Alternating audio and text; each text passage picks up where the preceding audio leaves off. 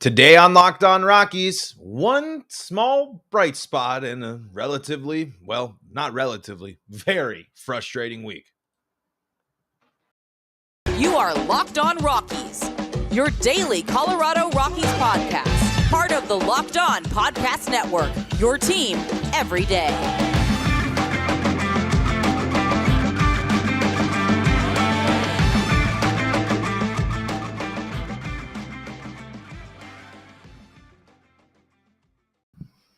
Rock on Rockies fans, Paul Holden here from the Locked On Rockies podcast for today, the fourth day of August in the year 2022. I'm your Rockies fan extraordinaire, Paul Holden, bringing you your daily Colorado Rockies podcast right here on the Locked On Podcast Network, where you can find your team every day. We are free and streaming on your favorite streaming service, and we're also streaming live on YouTube right here on the Locked On Rockies YouTube channel. Who the heck am I? Well, I'm your Rockies fan extraordinaire. I've been bringing you your daily Colorado Rockies talk here for 2 seasons now. A few hundred episodes in at this point, and been following this lovely baseball team through the ups and downs my entire life. We are breaking it all down with you, the fans. If you got questions, you got comments, drop them in the live chat when we record here on the Locked On Rockies YouTube channel. And, of course, you can always reach out to us on Twitter at LO Rockies. And you can hit me up on Twitter at Paul Holden 33. Today on Locked On Rockies, I wanted to talk about at least one bright spot for the Colorado Rockies. It's been a lot of frustration, been a lot of doom and gloom for me, especially here, as I would say this week I have reached a level of frustration with the Colorado Rockies that I haven't felt in a long, long time. I would say since the trade of Nolan Arenado. I mean, I have not felt this frustrated with the direction of the team. And because we've kind of talked about this, we have not gotten a good look or a good understanding at what this team really really believes in a successful future. They don't necessarily seem to plan too far ahead. They obviously have some members of a farm system. They have some interesting prospects, but they also change drastically. They don't build around. Their talent evaluation on certain people has not been great. This is a team that has really disappointed in that area.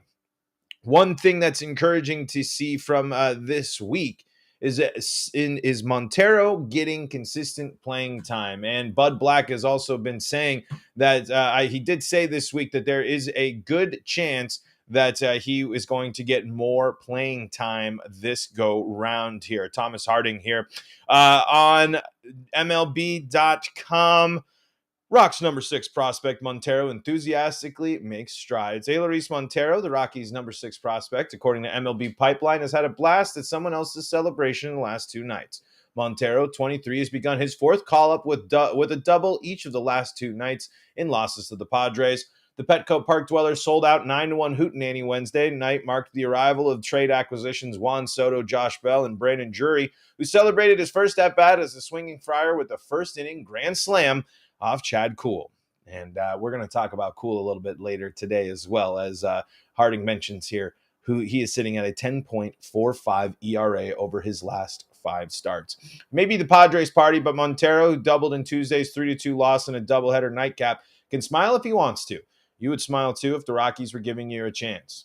You're in the big leagues, Montero said in Spanish, with bullpen catcher Aaron Munoz translating. You got to have fun. It's normal. I'm having some confidence here. I'm with family, teammates that I enjoy being around. Yesterday we lost, but I had a great game. You've got to stay happy, enjoy it. Montero's other major league cameos were brief. He debuted with a 2-for-4 performance and a 10-1 victory over the Reds on May 1st.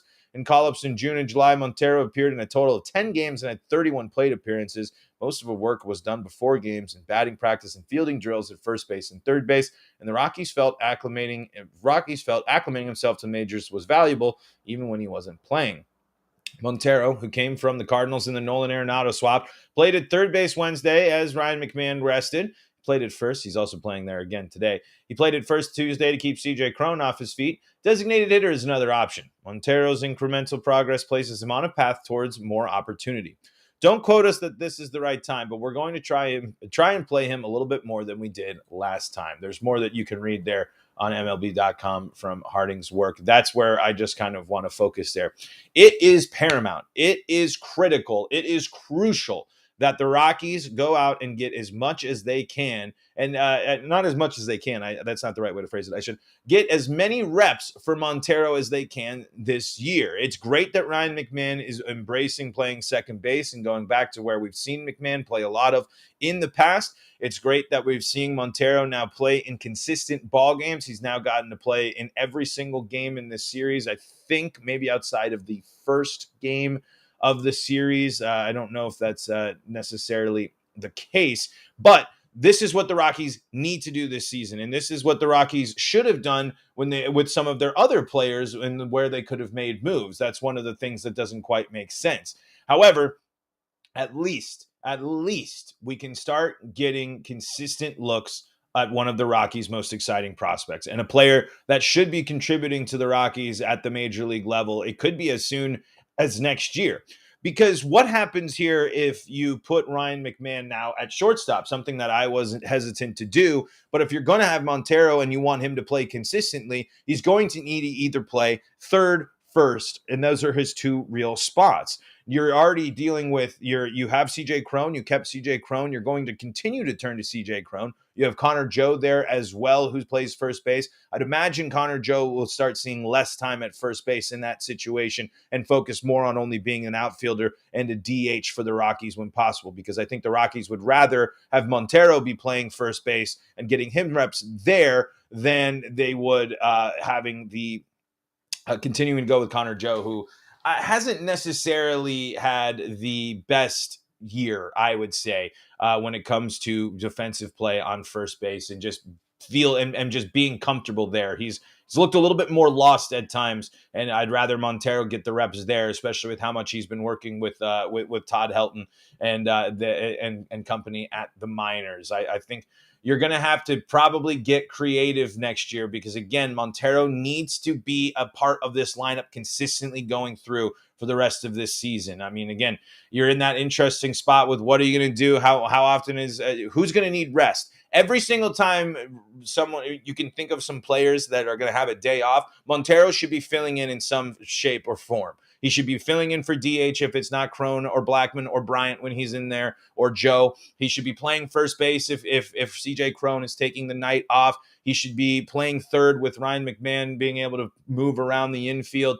At this point with McMahon, I thought with this campaign last year, keep him at third, let him lock in, let him be the elite defender we know. Now I think it's more versatile to let McMahon kind of go to the different positions that he can play in the infield to increase opportunities for Montero. This is a good thing that the Rockies are doing. It's good that they are turning to Montero and putting him in games. Montero should be playing in 3 games a week minimum. Let him see what you have in this prospect that you traded for. Again, this is a big deal. It's a big deal that you go out and let this prospect that you valued so much have consistent playing time. It's something that I have been as tough as it has been to watch the Rockies this week as Kyle Freeland throws over to new Padres or at CJ Cron holding on new Padre Josh Bell as we're watching the game. It's great to see that Montero is getting some at-bats. Yeah, doing something we haven't really done before, podding during the game. So we'll keep checking in to see what's going on with the game here. But Kyle Freeland got an 0-2 pitch here. What's going to happen? Ooh, fouling off there. That was a pretty good pitch. I'm hoping Kyle Freeland continues to carry this confidence. I think we've seen some nice stuff from Kyle, and I really do. Sometimes he can get that frustration boils up a little bit too much. But anyway, let's talk about a Rockies pitcher that has not been in hitting his stride whatsoever, and that's Chad Kuhl. But before we do that, got to tell you about the folks at BlueNile.com. Whether you're ready to pop the question or you're celebrating a milestone moment, find jewelry as unique as your favorite person with the modern convenience of online shopping at BlueNile.com. Blue Nile has simple online tools to let you choose the diamond shape, size, and clarity, as well as setting style, and Blue Nile's bench jewelers will then handcraft the perfect engagement ring every time. Each ring is one of a kind, so you know you're getting something unique, just like your partner. Looking for fine jewelry but having trouble choosing? Well, be in the same exact situation, folks. Blue Nile has jewelry experts on hand 24/7 on the phone or on the web chat to help you find a memorable gift at every budget. Make your moment sparkle with jewelry from BlueNile.com. And going on now is the Blue Nile Anniversary Sale. Save up to 40% on classic fine jewelry pieces and 25% on engagement ring settings. Plus, every order is insured, ships free, and arrives in discreet packaging that won't give away what's inside. Shop stress-free and find your forever piece. Go to BlueNile.com today. Chad Kuhl has been bad for the Colorado Rockies. He has been very bad for the Colorado Rockies, and something that I would imagine is an incredibly frustrating last stretch for him, and kind of is something that you should have expected at least. Chad Kuhl hasn't been able to hasn't necessarily been a dominant ace throughout most of his career, but he has regressed, and currently he's sitting at some of his worst numbers of his career. This bad stretch is really limiting him, and he's gotten more pitch or more. He's now thrown the second most innings he's ever pitched in his entire career. The other time coming in 2017, where he threw 157 innings there. I think he's on track to have the most innings pitched, probably, while also the one of the worst careers or performances of his career.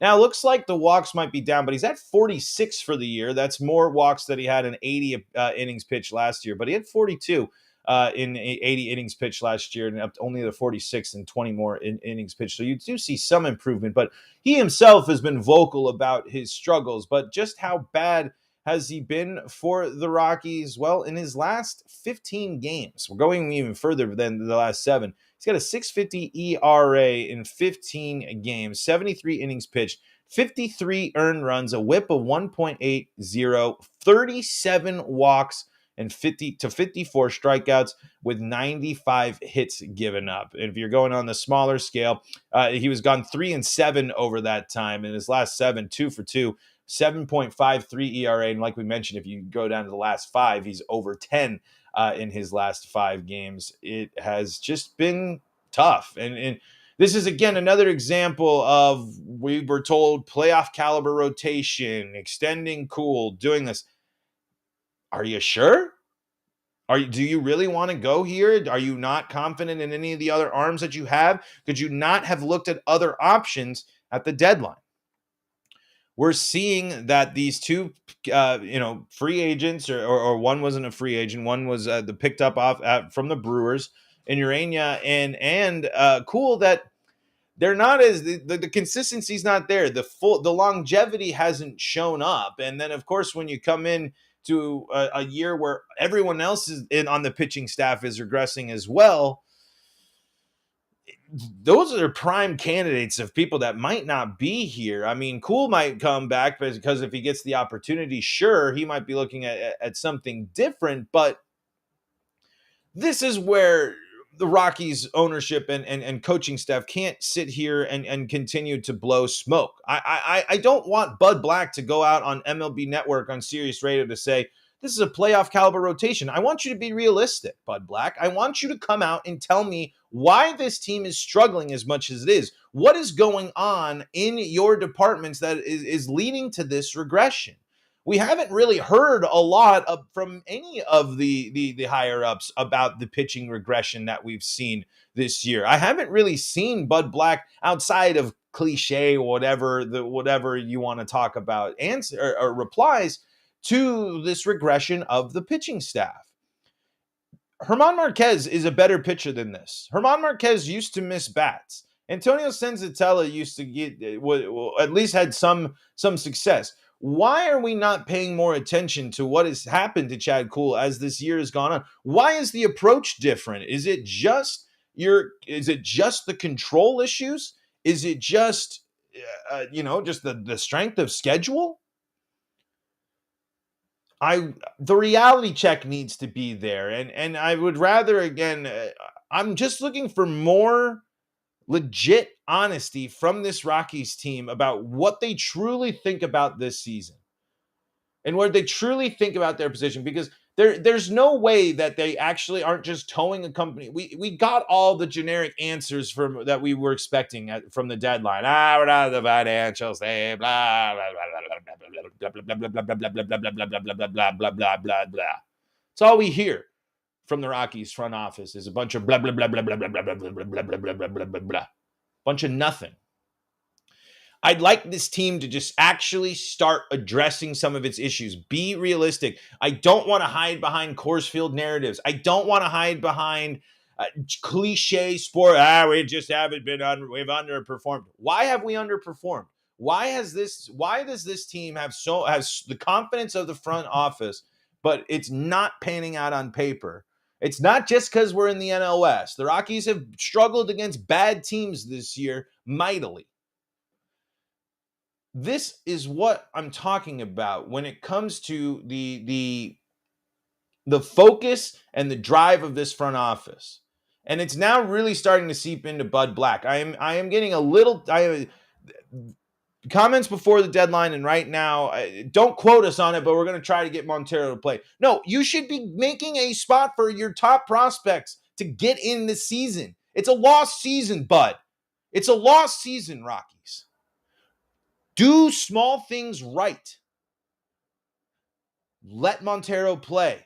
Figure out ways to craft your lineup. I'm sorry, that means some of these vets are gonna have to take a back seat, but that's what happens in these seasons.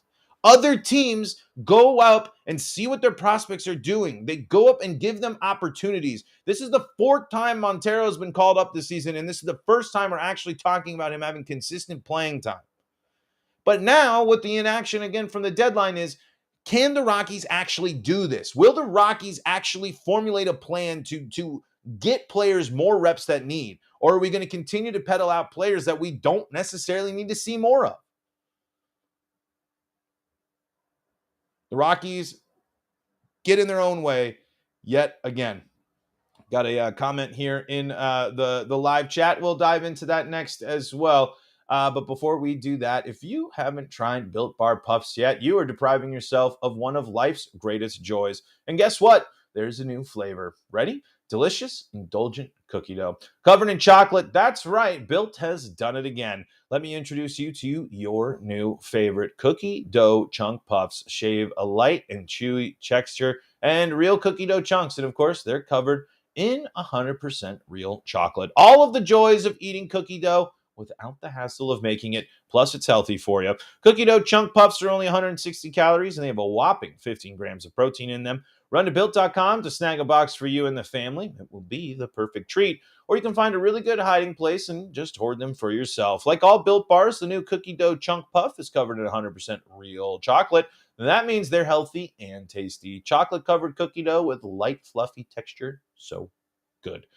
What's great about Built is all of their bars are made with collagen protein, which your body absorbs more efficiently and provides a ton of health benefits. Eat something that tastes good and is good for you. Go to Built.com and use the promo code LOCKED15 and get 15% off your order. That's promo code LOCKED15 for 15% off your order at Built.com. Promo code LOCKED15 for 15% off at Built.com. We got Votus here in the live chat. Says B-Rod has been the only bright spot. Brendan Rodgers, man, he is a stud. I think it's if you were one of those fans out there doubting in April, I mean, he has been absolutely electric for the Rockies, and I think he's going to be someone that will really be a nice piece of this Rockies team going forward. I don't know if you're going to get the Ryan McMahon. It's still shaky. I have just a little bit more confidence when in Brendan Rodgers as Jose Iglesias lines out there. Almost a double play for the Rockies. But anyway, I was just saying he's someone that improvement and the improvement of Brendan Rodgers at this stage of the year and his ability to flash the leather. He's going to be a nice special second baseman. If he put that April together, he would be someone we're talking about really, really highly on the Rockies. I think this year, how it finishes up and what we go into next year, I think we're going to see Brendan Rodgers take a step up when it comes to a leadership role on this team too. I think he's establishing his identity. He's establishing his place on this team. Again, having another opportunity for the real full-time starter second baseman, not moving around, not the what ifs with McMahon and Story and what's going to go on there. I think Brendan Rodgers throughout this year, starting from his, including his April coming to where he's at now, is a good sign of Rodgers' development as not only a ball player, but as someone who's going to be someone that this team uses as a leader, and someone that I think we're going to talk about as more of a regular name with the Rockies. You're going to see more and more people take notice of Brendan Rodgers because I think he's going to step up in big games. I think him and Freddie Freeman are the only players to have three hit games this year, or like multiple games with 3 extra base hits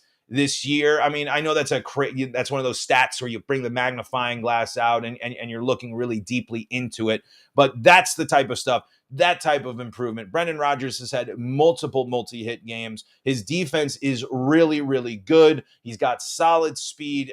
Brendan Rodgers arguably might be one of the most, if not the most exciting Rockies player on the roster right now. I think just when you look at abilities, age, defense, offense, there could be an argument to be made there that Brendan Rodgers is the Rocky to watch throughout the rest of this season and going into next season. I am really curious to see what I know Brendan Rodgers, it's been a bit, but kind of where Rodgers will be in his career going into next year, where it's this season's under his belt. They've gone through another, they kind of see what this new look Rockies is going to be about. He's got some of the interesting players who, is he going to be playing?